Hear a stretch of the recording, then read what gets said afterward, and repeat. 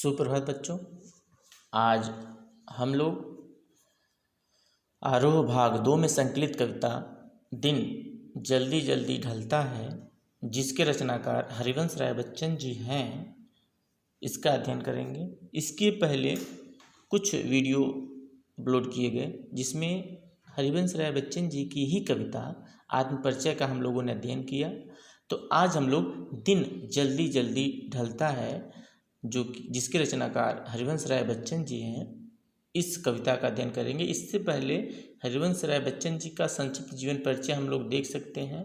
उसके पहले भी बताया गया है, लेकिन फिर भी एक बार हम लोग इसमें इनके संक्षिप्त जीवन परिचय से रूबरू होते हैं। बच्चन व्यक्तित्ववादी गीत कविता या हालावादी काव्य के अग्रणी कवि थे। मिट्टी का तन, मस्ती का मन, क्षण भर जीवन, मेरा परिचय, इन पंक्तियों के लेखक हरिवंश राय बच्चन का जन्म 27 नवंबर 1907 को इलाहाबाद के नज़दीक प्रतापगढ़ जिले के एक छोटे से गांव पट्टी में हुआ था। घर में प्यार से उन्हें बच्चन कहकर पुकारा जाता था। आगे चलकर यही उपनाम विश्व भर में प्रसिद्ध हुआ। बच्चन की आरंभिक शिक्षा दीक्षा गांव की पाठशाला में हुई।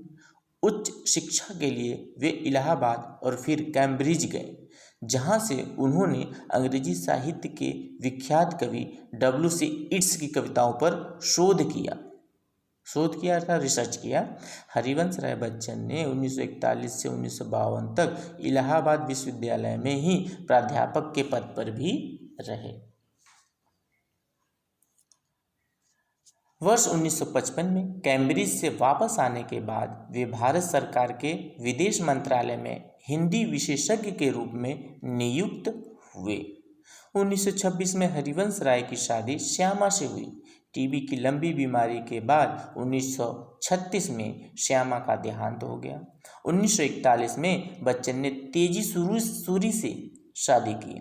ये दो घटनाएं बच्चन के जीवन के लिए बेहद महत्वपूर्ण थी, जो उनकी कविताओं में भी जगह पाती रही हैं।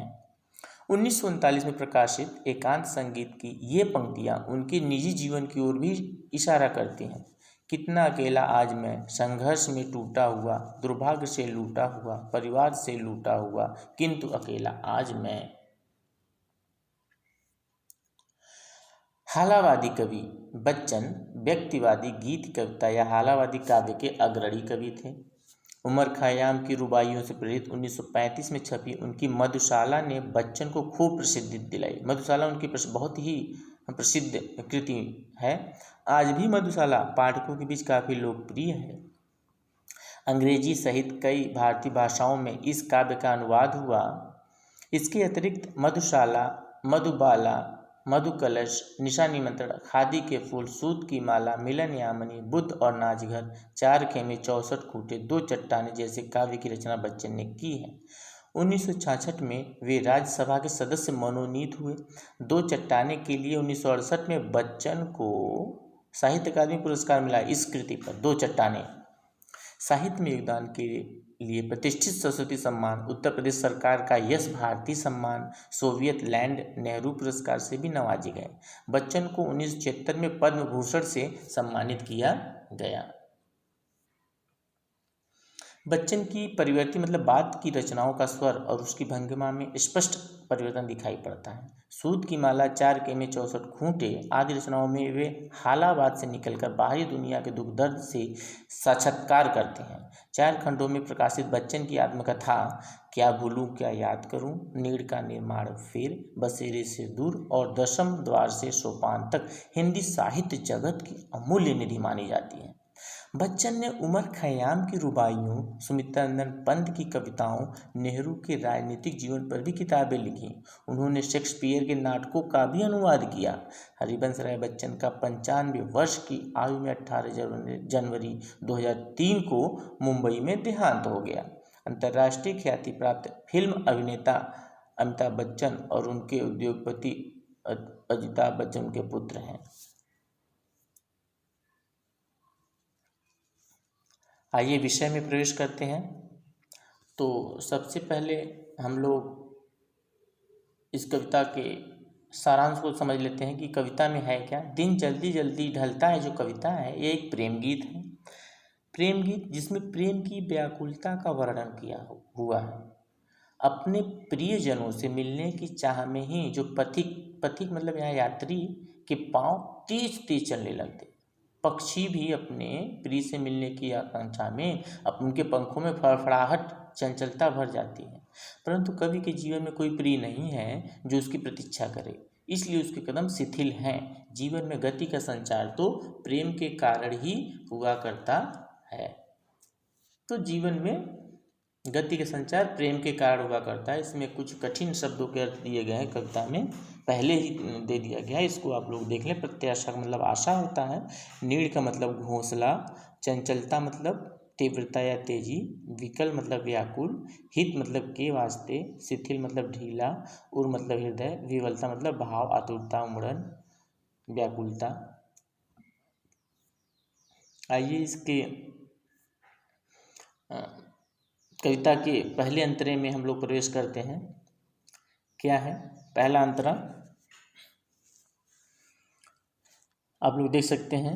हो जाए न पथ में रात कहीं, शाम का समय है और ये पथिक अपना चल रहा है, तो इसको ध्यान में रखते। हो जाए न पथ में रात कहीं, मंजिल भी तो है दूर नहीं, यह सोच थका दिन का पंथी भी जल्दी जल्दी चलता है, दिन जल्दी जल्दी ढलता है।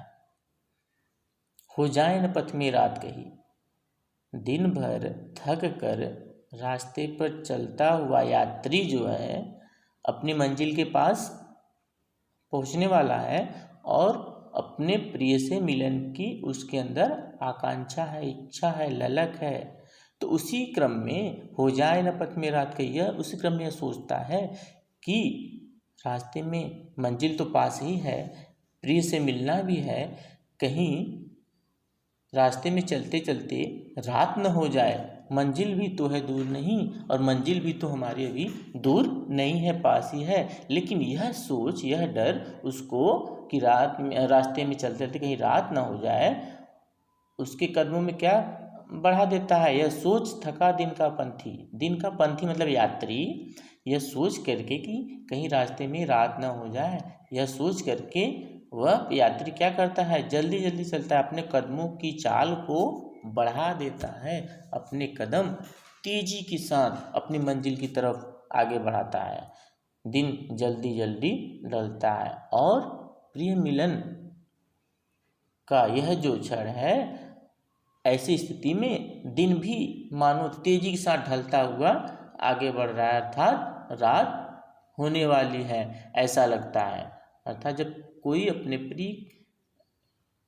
प्रेम में होता है, प्रिय जब उसका इंतजार कर रहा होता है, ऐसी स्थिति में समय बहुत तेजी के साथ भागता है। अगर से प्रिय उसका नहीं होता है तो समय काटे नहीं करता है। इसी बात को रेखांकित करते हुए कहा कवि यहाँ पर कह रहा है। दूसरे, अब इसके भावार्थ को भी आप लोग देख सकते हैं। इसमें कवि कहता है दिन भर चल करके, तो इसका मैंने भावार्थ पहले ही स्पष्ट कर दिया, और आप लोग को न समझ में आए तो इसको देख सकते हैं। फिर आगे दूसरे पंक्ति का अर्थ स्पष्ट करते हैं। बच्चे प्रत्याशा में होंगे, नीड़ों से झांक रहे होंगे, यह ध्यान परों में चिड़ियों के भरता कितनी चंचलता है, दिन जल्दी जल्दी ढलता है। बच्चे प्रत्याशा का मतलब हम लोग देख चुके हैं, आशा। ये चिड़ियाँ हैं, आशा में होंगे। जो चिड़ियों के जो बच्चे हैं वो आशा कर रहे हैं क्या, नीड़ों से झांक, नीड़ मतलब घोंसला, तो घोंसलों से झांक रहे होंगे कि उनकी माँ कब आएगी। यह ध्यान परों मतलब कि पंखों में, चिड़ियों के जो पंख है उसमें क्या कर देता है, चंचलता कितनी भरता कितनी चंचलता है, दिन जल्दी जल्दी ढलता है। अर्थात यहाँ कवि चिड़ियों के माध्यम से पूरे जीवन की संपूर्ण व्याख्या कर रहा है कि बच्चे प्रत्याशा में होंगे, नीड़ों से झांक रहे होंगे, यह ध्यान, चिड़ियों को यह ध्यान आया, क्या आया कि बच्चे आशा में होंगे कि उनकी माँ आ रही होगी, और ऐसी स्थिति में नीड़ों से झांक रहे होंगे, वे घोंसलों से अपने झांक रहे होंगे कि मेरी माँ कब आएगी। यह सोच करके ही चिड़िया अपने परों में पंखों में कितनी चंचलता है अर्थात तीव्रता तेजीपन भर देती है, अपने पंखों की फड़फड़ाहट को तेज कर देती है, जिससे वो अपनी मंजिल पर पहुंच सके, अपने बच्चों के पास पहुंच सके। और ऐसी स्थिति में दिन जल्दी जल्दी ढलता है और वह कदमों की चाल भले से उसके परों की चाल तेज हो जाए, पंखों की चाल, लेकिन ऐसी स्थिति में उसके लगता है कि दिन भी मानो तेज गति के साथ ढल रहा हो। स्पष्ट है? आगे देखते हैं, इसमें भी आप लोग देख सकते हैं, उसके भावार्थ को भी इसमें रेखांकित कर दिया गया है, आप लोग देख सकते हैं। तो इसको आप लोग देख लीजिए और मैं अंतिम अंतरा का अर्थ स्पष्ट करते हुए कविता को यहीं पे समाप्त करूँगा। तो ये तो है दूसरे अंतरे का भावार्थ। अब तीसरा अंतरा देख सकते हैं, इस किस तरह आपने इसमें देख सकते हैं, चिड़ियाँ अपने आकाश में उड़ रही हैं, अपने मंजिल की तरफ बढ़ रही हैं शाम के समय, तो उसी का जिक्र किया गया है। अब चौथा अंतरा, कवि यहाँ पर अकेला है, अपने वैयक्तिक जीवन को सीधे सीधे यहाँ पर अभिव्यक्त कर रहा है। क्या कह रहा है कवि? मुझसे मिलने को कौन विकल, मुझसे मिलने, विकल मतलब व्याकुल, तो कोई कौन मतलब प्रश्न कर रहा है, कोई नहीं है अर्थात कोई, मुझसे मिलने को कौन व्याकुल है अर्थात कोई भी नहीं है। मैं हूँ किसके हित चंचल अर्थात, और मैं किसके हित में, किसके कल्याण के लिए, किसके लिए अब चंचल हूँ अर्थात अपने कदमों की चाल को बढ़ाऊं, अपने कदमों में तेजीपन लाऊं। यह प्रश्न शिथिल करता पद, यह प्रश्न ही मुझे शिथिल मतलब ढीला कर देता है, कमजोर कर देता है, पद को मतलब पैर को, कदमों की चाल को। यह प्रश्न ही कि मैं किसके हित के लिए, किसके लिए जाऊं, मेरा तो कोई प्रिय ही नहीं है जो मेरी प्रतीक्षा कर रहा है, या मैं जिसकी लिए अपने प्रिय के लिए भी, मेरा तो प्रिय है ही नहीं कि जिसके लिए मैं अपने कदम बढ़ाऊं। तो यह सोचकर कि मेरे पैरों में, मेरे कदमों की जो चाल है वह तीव्रतापन गायब हो जाता है, उसमें ढीलापन आ जाता है, कमज़ोर मेरे कदम हो जाते हैं। भरता उर में विवलता है, विवलता मतलब आतुरता या व्याकुलता से लिया गया है। यह मेरे हृदय में ऐसा भाव उमड़ता है जो मुझे व्याकुल कर देता है और मेरे कदमों की चाल को कमज़ोर कर देता है, ढीला कर देता है, और दिन जल्दी जल्दी ढलता है। इसी क्रम में कवि कह रहा है कि दिन भी जल्दी जल्दी ढल रहा है। कवि यहाँ अपने वैयक्तिक जीवन की उन अनुभवों को साझा कर रहा है जिसमें यह बताया गया है कि अगर से आपके जीवन में प्रेम है तो आपका जीवन गतिशील है, आपके कदमों की जो चाल है वह बढ़ जाती है, आपके जीवन में गतिशीलता आ जाती है। अगर से प्रेम का अभाव है तो आपका जीवन शिथिल, कमज़ोर हो जाता है, निराशा से भर जाता है, आपके अंदर व्याकुलता घर कर जाती है। इसी बात को यहाँ पर दिखाया गया है। तो आप लोग इसके भावार्थ को भी इसमें देख सकते हैं। तो आज के लिए बस इतना ही,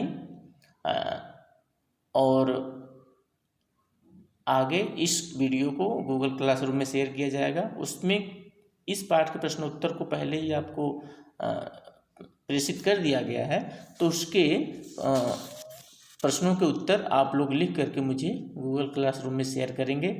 धन्यवाद एवं शुभ दिवस।